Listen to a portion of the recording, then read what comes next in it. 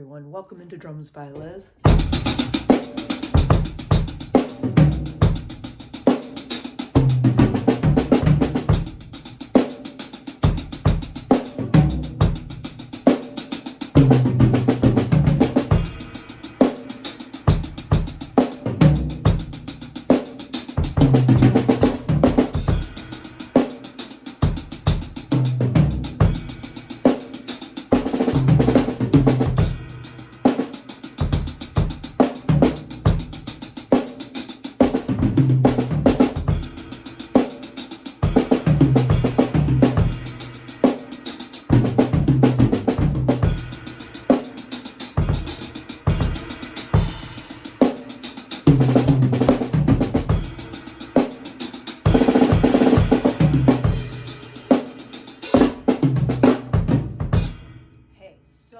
Different ways to play a paradiddle-diddle. Okay, all of that was pretty much probably 95% of that, I would say, is paradiddle-diddle sticking. Okay, so right, left, left. It's a wonderful rudiment to utilize based on 6 notes. Okay, so we're going to be thinking of these as sextuplets. 1, 2, 3, 4, 5, 6. Eventually get yourself to count triplets. Triplet. And I've done some previous lessons on this that you can look up, okay? November 24th of 24 would be a good start point with it. Okay, and this would be now the second lesson into this idea. What we're going to do now is start to show you how to throw some of your notes over to toms. Okay, so we can make some nice, really pretty cool orchestrations as we play through this. It'll just be a quick little 1-beat fill, or on the second measure, I will come back and play a 2-beat fill, a half a measure fill, okay? So we're using the paradiddle-diddle sticking for our groove. So triplet, 3 and 4. On the bass line, if you can try to adopt this idea, it's not too hard. We have 1 bass note, okay, and then we have our snare note on beat 2. So triplet. Try to catch that last left. That'll tag us into beat 3 very nicely. When we come into beat 3, catch the downbeat and maybe just get that far. So go like triplet. Catch beat 3, 3, 1, 2, 3 and 4. Try to catch the and of 3, 3 and 4. And many students struggle with this a little bit, finding the and, okay? When we're doing that, and this was in the previous video, I would have them take and tag every right hand at first. Triplet. Because within that pattern, 1 and, 2 and, there's your 8th notes, right? We take out the middle note.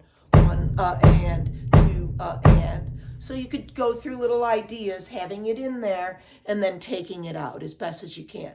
Try to get thinking mentally about the 8th notes that you have to commune with and find, okay? So we could go back and go like triplet and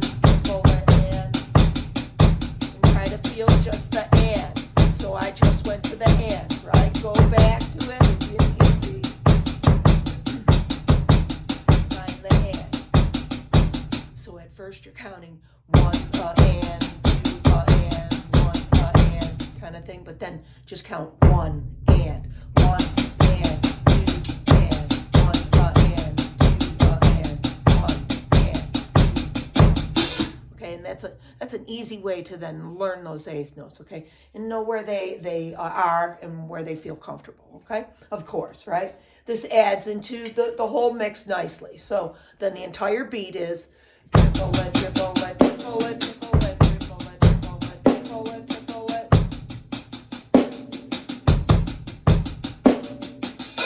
Now count less. Count just your bass and snare parts. 1, 2, 3 and 4. 1, 2, 3 and 4. 1. Okay? All right. So we've got that down. Hopefully you've got that mastered now, okay? Now, let's go into the cool little fill-in, okay? when we're getting to beat 4, we're going to still have the backbeat here on our right hand. But then we're going to go like 1, 2, 3, 4, 5, 6. So I'm going to have you do a little movement, different orchestration. And use your high tom and your floor tom, okay? If you have, you know, conventional drum set, okay? I tend to use my mid tom as a high tom, okay? It's like my second high tom. Okay, so we want to play it as then 1, 2, 3, 4, 5, 6, 1, 2, 3, 4, 5, 6, something like that, okay? Try to use the floor tom. I tend to reiterate this with students, like if we went like, that's all well and good, but it leaves you a little hanging, right? Like that note, whereas to me that note kind of finalizes it.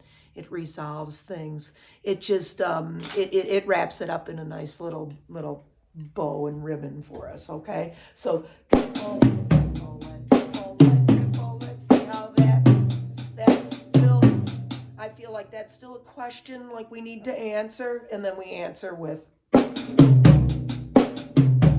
right? It finalizes it. We put it into the whole groove.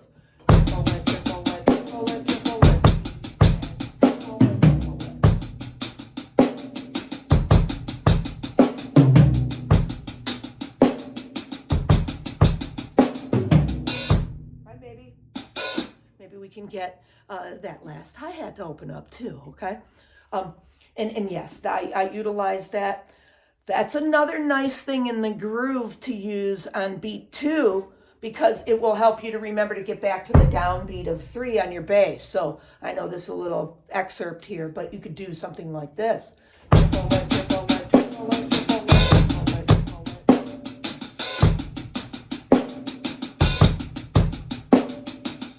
Right, and then it just gives you practice opening the hi-hat and also tagging the hi-hat with a bass drum there, okay?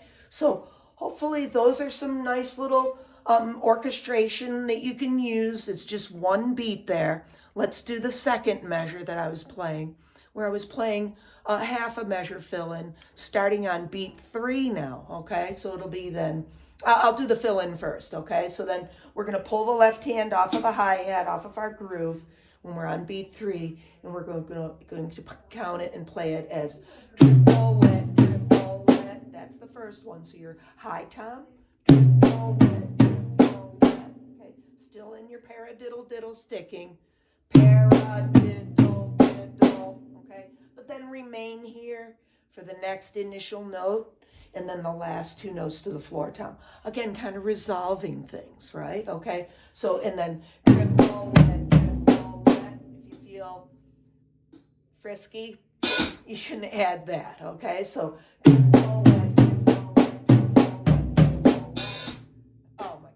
Such an old word, right? Frisky. Okay, that was like on Happy Days, I think, when Mrs. Cunningham was feeling frisky. So, okay, so anyways, all right, so that's what we have to accomplish, right? Getting comfortable moving the rights. You know, most of us are right-handed, so we're going to start here. Pretty soon, I'm going to say to you, hey, work up to the ride symbol and start moving those lefts, right? Okay, so we'll do that also. I'll be coming back and doing more videos on this for sure, okay, because this is a very nice, expansive idea as we see, okay? Let's put that whole second part in with the second measure, okay? So now we're coming off on beat 3, so it's a little sooner, okay? So.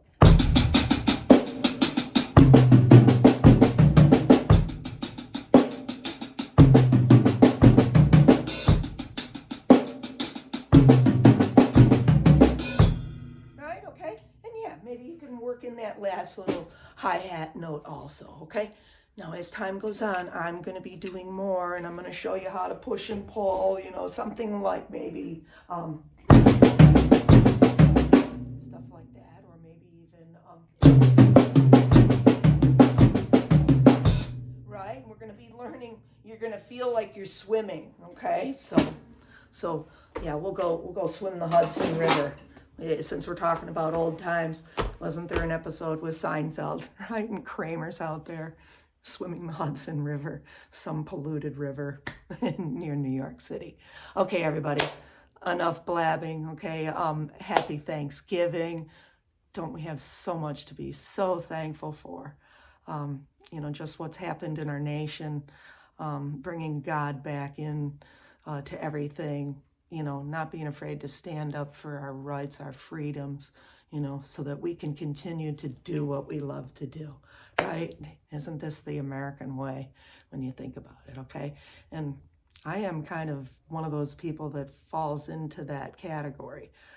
I've kind of stepped outside of the box from the very beginning in life. And you know what? Yeah, it was hard at first. I got rejected. I was an outcast. It was like, what are you doing, you girl in the drum section? Get the heck out of here, you know? Because it was like the late 70s, you know, or the early 70s even, when I was, you know, doing the music in school. So I had to prove myself, and I had to just, you know, believe in myself, and you know, try to just keep moving onward and upward, having that good positiveness, because I think that brings, you know, what goes around comes around, right? There's a lot to all of that. So I'm very much into that spirituality and metaphysics, all of those things that we don't quite understand about, but we feel and we know it's there. When we dive into our drumming and we feel that on that core soul level, oh, that's such a beautiful thing, isn't it? Okay, so again, thank you, dear God. Thank you, all you students out there. Thank you, everyone, for all the likes, the shares, and the comments. It's very much appreciated. Okay, and have a wonderful Thanksgiving. Enjoy your family time, and God bless you all. Take care.